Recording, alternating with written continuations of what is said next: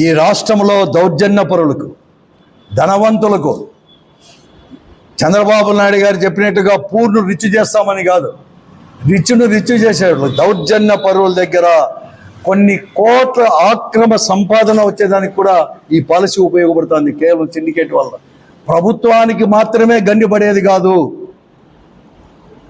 కొంతమంది వ్యక్తులు మాత్రమే, నియోజకవర్గానికి ఒకడో ఇద్దరో వ్యక్తులు మాత్రమే వారి చేతుల్లోకి, ఇంకా ఎవరూ కూడా కాదు.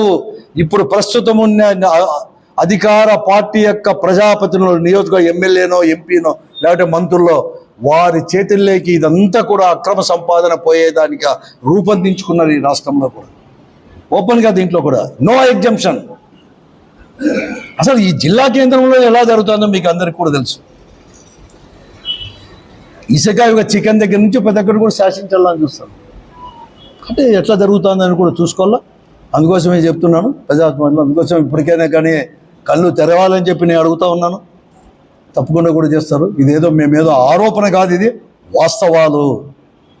ఏమాత్రం ఆరోపణ కాదు, రాజకీయ ఆరోపణ కాదు, రాజకీయంగా మాట్లాడేది కాదు. ప్రజాస్వామ్యం పైన నమ్మకం ఉండేవారిగా మంచిగా ఈ జిల్లాలో అన్ని కూడా రాష్ట్రం కూడా అభివృద్ధి కావాలి. ఎవరుంటే వాళ్ళు ప్రజాస్వామ్యంలో ప్రజలు ఎవరు అనుకుంటే వాళ్ళు పరిపాలించాల్సింది చేయాలని చెప్పేవానిగా మేము మాట్లాడుతాం. స్టాక్ పాయింట్ల దగ్గర అసలు స్కేర్ సిటీ అనేది ప్రభుత్వం పాలసీనే కల్పిస్తుంది.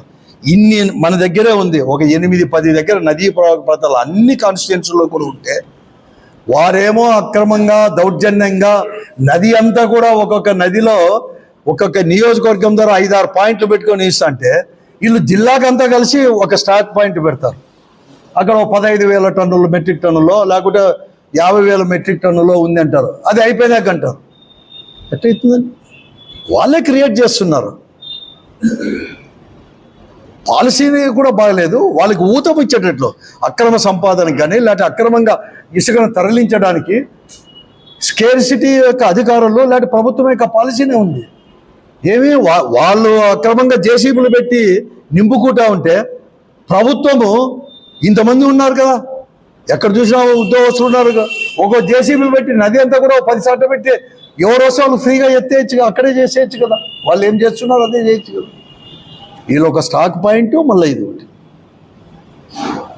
ఇదంతా కూడా మోసము. అంతగా ఒక ప్లాన్డ్గా పై నుంచి కూడా ఎట్లా దోపిడీ చేయాలా అనేది ప్లాన్డ్గా చంద్రబాబు నాయుడు గారి దగ్గర నుంచి వచ్చింది. ఒక స్కెచ్ చేశారు.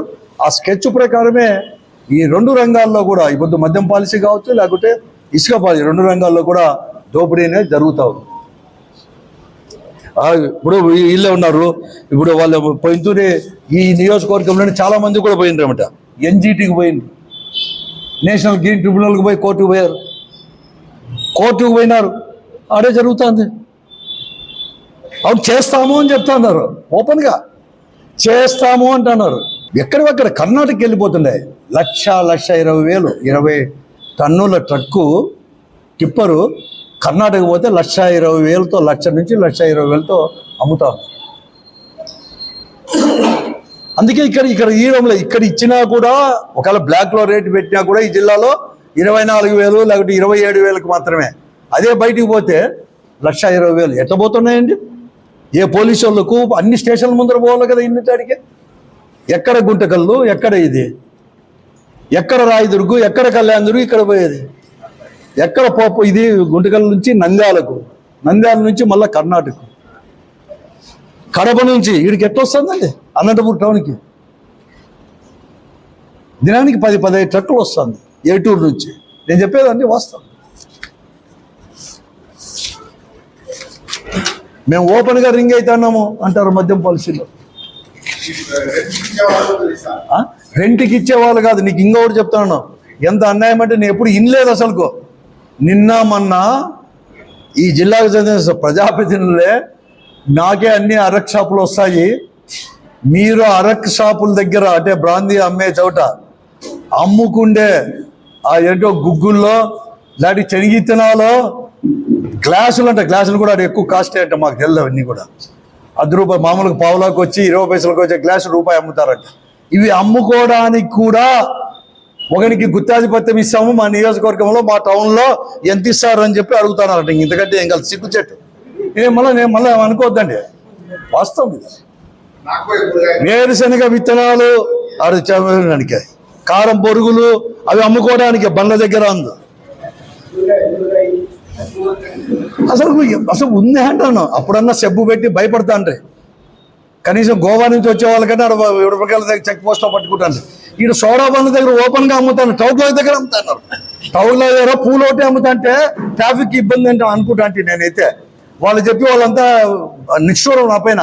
మేము ఓట్లు వేసినా కూడా ఎప్పకు చూడబో ట్రాఫిక్ ఇబ్బంది అంటాడు, అమ్ముకోవాలని అంటారు. ఇప్పుడు సోడా బండ్లు కూడా దాని ముందర పూల బండ్ల ముందరో లేదా పూల బండ్లు వెనకలు పెట్టుకొని ఓపెన్గా పేరుకు సోడా బండ్లు కానీ బ్రాందీనా ఏంటో అమ్ముతా అన్నారు. వీళ్ళు చీప్ లిక్కర్లు అమ్ముతారు. మళ్ళీ తర్వాత ఇప్పుడే నిజంగా చెప్తున్నాను, ఎందుకంటే వీళ్ళు ముందుగానే తెలుసు ఎవరికి వస్తాయి ఏం కదా అన్నీ మాకు తెలియకుండా ఎట్టు వస్తాయి షాపులు అనేసి. బెల్ట్ షాపులు కూడా నువ్వు ఈ ఊర్లో పెట్టుకో, నువ్వు కార్యకర్తలు కాప నువ్వు పెట్టుకో, కానీ మాకు ఇంత ఇవ్వాలి. ఇవన్నీ ఫిక్స్ అవుతాయి. అంటే ఈ శనగిత్తనాలు అమ్ముకోవడానికి, బెల్ట్ షాపులు పెట్టుకోవడానికి కూడా ఒక వారం రోజుల నుంచి అప్పుడే ఫిక్స్ చేస్తాను.